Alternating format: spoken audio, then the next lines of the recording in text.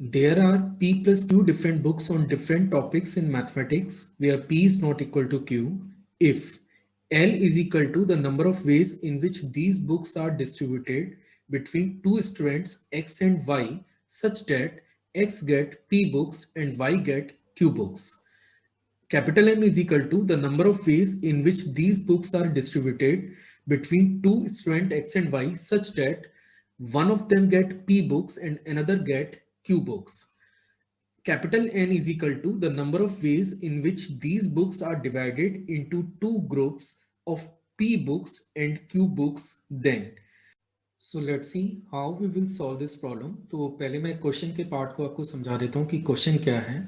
आप इसको ऐसे कंसीडर करिए कि मान के चलिए कि पहला जो ग्रुप है वो 11th क्लास की मैथ्स की बुक्स का कलेक्शन है और दूसरा जो ग्रुप है वो 12th क्लास की बुक्स का कलेक्शन है. अब 12th में मैक्सिमम कैलकुलस की बुक्स ही रहती हैं, लेकिन ये क्यू टाइप की बुक्स आपके पास अवेलेबल हैं.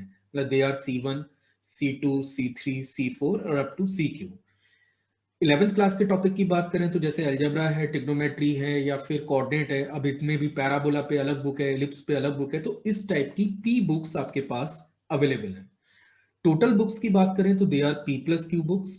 अब चलते हैं क्वेश्चन के पार्ट पे कि क्वेश्चन क्या है. देखिए, अगर मैं एल को कंसिडर करूं, जो सबसे पहला पार्ट है क्वेश्चन का, अगर हम लोग एल पे फोकस करें कि ये क्वेश्चन क्या है. He was saying the number of ways in which these books are distributed between two students X and Y such that X get P books and Y get Q books. तो सबसे पहले अपन L को solve कर लेते हैं, देखते हैं कि L पे क्या डाटा निकल के आएगा. L क्वेश्चन क्या है. L में वो ये बोल रहा है कि आप P प्लस Q बुक्स को दो बच्चों में डिस्ट्रीब्यूट करिए जिनमें एक बच्चे X को P बुक्स मिले और Y को मिलनी चाहिए Q बुक्स, और इसके मुझे नंबर ऑफ वेज निकालने हैं. इसके लिए मुझे क्या करना होगा, मुझे P प्लस क्यू बुक्स की ग्रुपिंग करनी होगी जिनमें एक ग्रुप में P बुक्स आए और दूसरे ग्रुप में Q बुक्स आए. इसके नंबर ऑफ वेज की बात करें तो इसके नंबर ऑफ वेज होंगे P plus Q C P into Q C Q के. अब क्योंकि आपने ये ग्रुपिंग कर ली है और इसको डिस्ट्रीब्यूट करने के जो नंबर ऑफ वेज हैं वो केवल एक है, क्योंकि P ग्रुप को आपको X को ही देना है और Q जिस ग्रुप में Q बुक्स हैं उसको आपको Y को ही देना है. तो इसके नंबर ऑफ वेज आते हैं 1 और this is the value of L. This is the value of L. अब M पे चलते हैं कि M क्वेश्चन क्या है.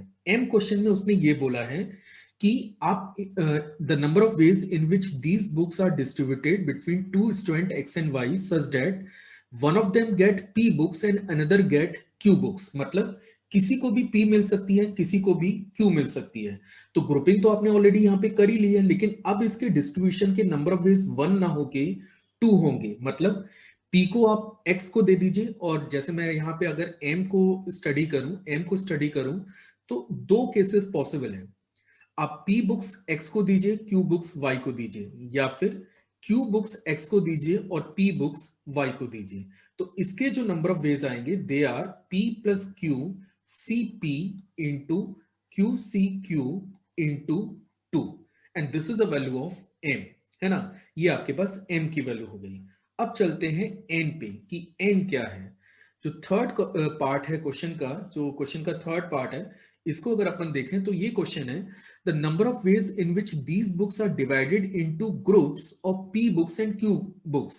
तो देखिए, थर्ड केस और फर्स्ट केस एक्चुअली एक ही है.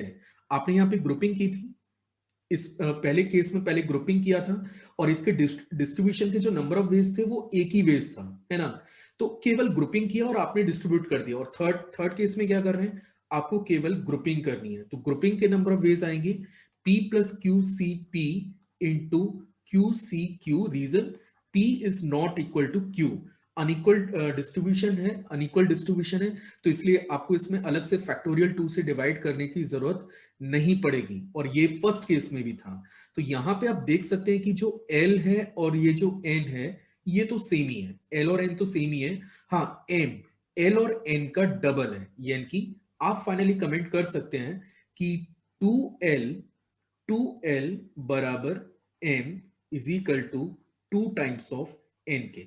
And this is the answer for the given question.